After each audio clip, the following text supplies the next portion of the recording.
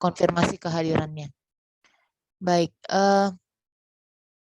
saya sudah upload modul untuk sesi 2 ini di ya.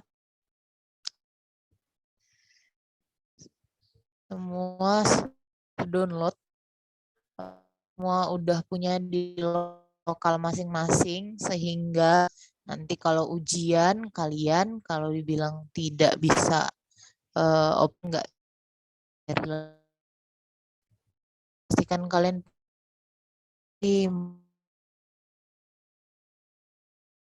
gitu. Nah, adik-adik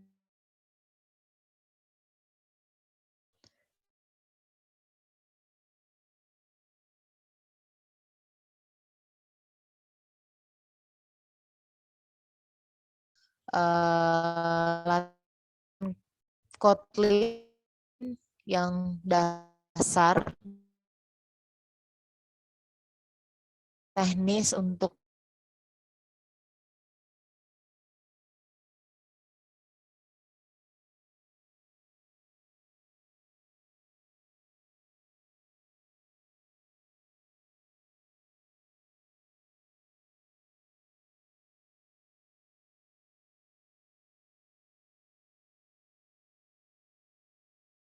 definisikan variabel. Di sini ada beberapa jenisnya kalau kalian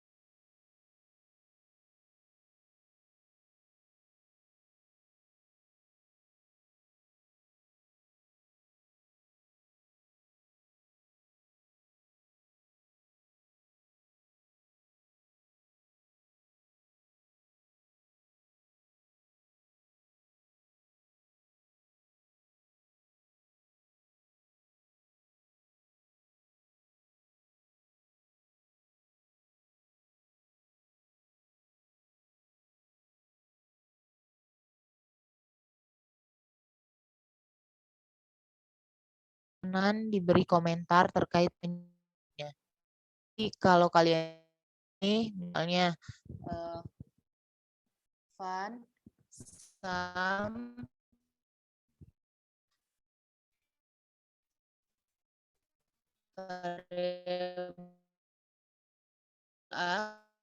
parameternya ada A integer, B integer, kemudian dia mengembalikan nilai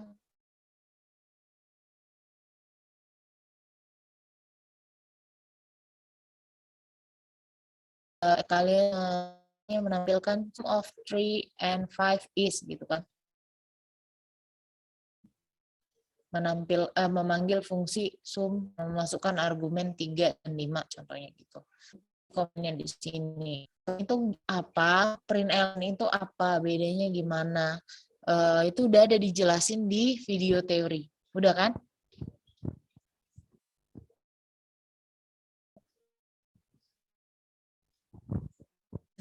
Itu penjelasan pertama yang ditunjukkan oleh Pak Tegar, print apa perbedaannya dengan live code di videonya kalau kalian perhatiin ya. Nanti nggak tahu itu bedanya apa ya. Nah ini juga kalian sebelah kanan. Nah satu catatan buat kalian kan nggak ada di sini disertai. Nah oh iya aku juga lupa buat kalian bebas nanya karena kan di sini buat di dalam folder zip, kemudian filenya name underscore kalian gitu.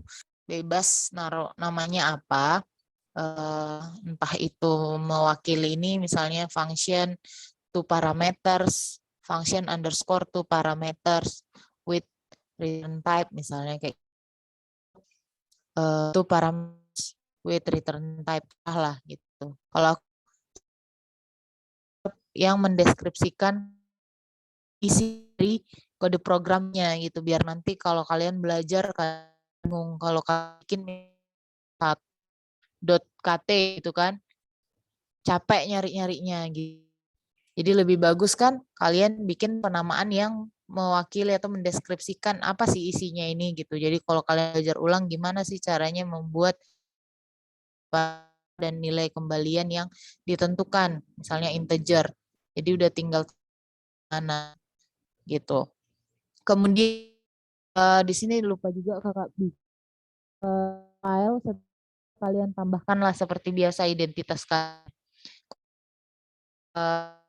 identitas kalian yang isinya itu nama, NIM, nama, kelas. Itu seperti biasa. Oke ya, jangan ada yang lupa. Kalau ada waktu dikoreksi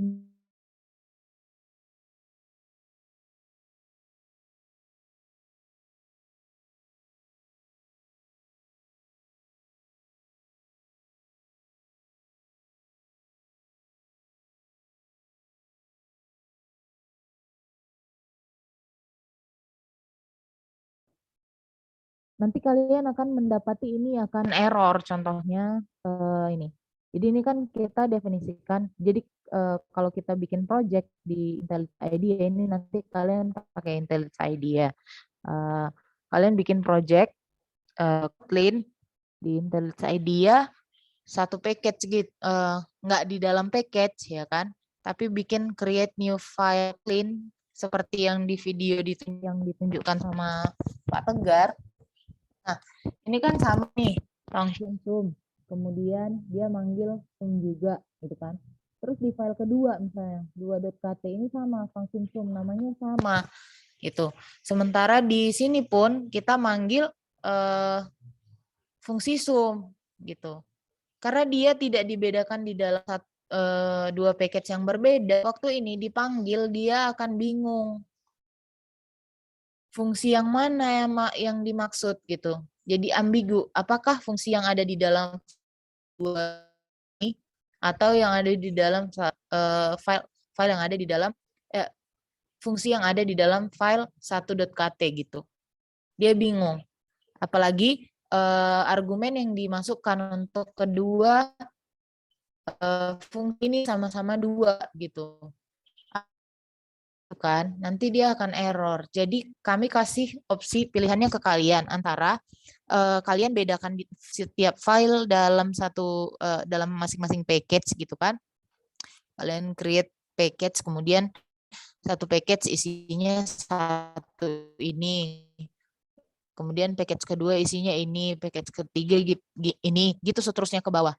Atau kalian boleh mengganti nama fungsinya aja gitu. Jadi kalau misalnya ini kan sum, ini dipanggil sum. Jadi ini kalian bikin nama fungsinya jumlah. Ini berarti kalian manggil jumlah. Kalau misalnya di sini kalian panggil sum, nanti yang dipanggil dia, kalau kalian ketik di sini sum, yang dipanggil dia bukan yang ini, bukan yang ada di dalam file ini. Jadinya yang ada di file yang ini gitu. Oke. Nah, beberapa file di bawah kode program yang di bawah juga seperti itu. Itu kayak ini yang kedua ini kan. Yang ini dengan yang ini punya fungsi print, membuat fungsi nama print sum gitu. Nanti dia error gitu. Kalian boleh bedain aja namanya. Jadi nggak usah di dalam package nanti berat gitu kan. Tapi opsinya ini tetap kalian yang milih ya. Entah ini namanya kalian ganti atau package-nya kalian buat di dalam satu package masing-masing ini. Oke, Dek. Pahamkah penjelasan Kakak yang barusan? Oh, Kak. Enggak. Iya. Baik. Gitu ya. Kayaknya nggak ada lagi nih. Ini output-nya. Jadi nanti setelah kalian ketikkan ulang, ya pastikan output-nya sama seperti ini. Dan ya tidak hanya penjelasan di sebelah kanan misalnya kalian jelasin juga, bisa dijelasin juga kenapa tampilan hasil ini gitu kan, dari mana datangnya gitu. Kalian jelasin juga lah di kode program kalian yang kalian ketik. Itu aja. Jadi poin pentingnya itu ya yang kakak sampaikan tadi.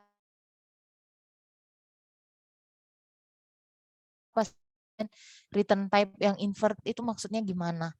Kan kalau kita perhatikan di sini cara dia manggil fungsinya untuk mengembalikan nilai dengan cara membuat seperti ini kan. Kemudian apa namanya, dari fungsi itu yang invert return type itu gini doang, A tambah B, sementara di sini kan enggak. Gitu ya. Itu aja. Ada pertanyaan?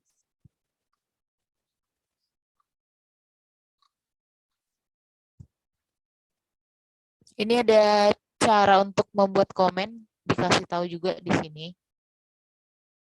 Nah, penjelasan di teori juga saya rasa cukup lengkap untuk sekedar memperkenalkan kalian sintaks dari Kotlin.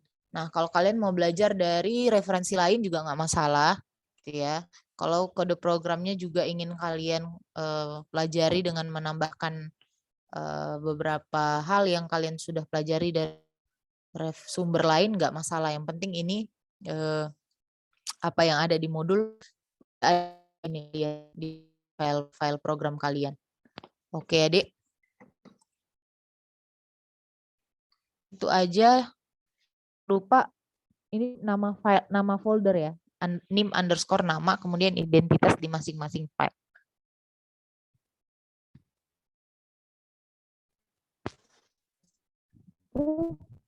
Pertanyaan sejauh ini? Itu submitnya boleh lihat di modulnya. Aku bikinnya kapan?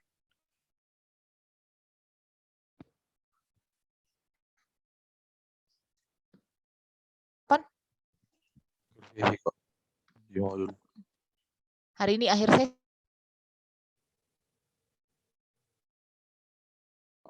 Iya, akhir sesi ya. Nah, itu nggak banyak kode lengkap, jadi pasti bisa kalian kerjakan sampai jam 10. Ya. Kerja sampai 10, jam 10 kayaknya nggak perlu pemanjang.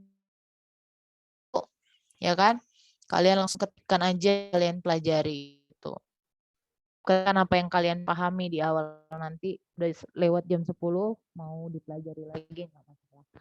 Gunakanlah maksimal waktunya yang ya kurang dari 2 jam lah. Itu sedikit.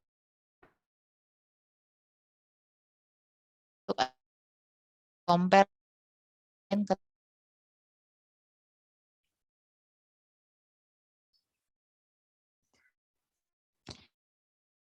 mengingatkan sekali lagi kita tetap ikut rules yang udah kita sepakati ya. Jadi kalau misalnya udah 8:05, detik ke-6, menit ke-6, Zoom-nya tidak dibuka lagi gitu. Jadi kalian akan di waiting room. Seperti yang sebelum-sebelumnya kalian kan di waiting room kan, beberapa kan.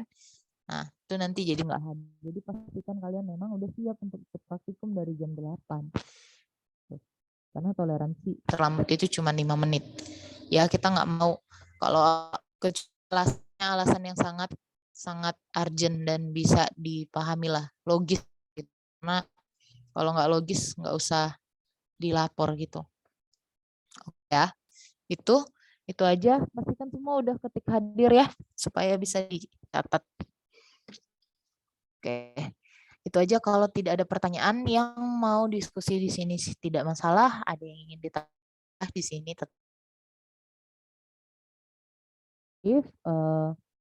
apa namanya, kalau ingin bertanya juga di grup silahkan saja, nggak usah segan-segan. Jadi baik, terima kasih semua sudah hadir tepat waktu, terima kasih sudah mendengar. Kalian udah bisa live. Selamat pagi. Terima kasih. Terima kasih Kak. Terima kasih Kak.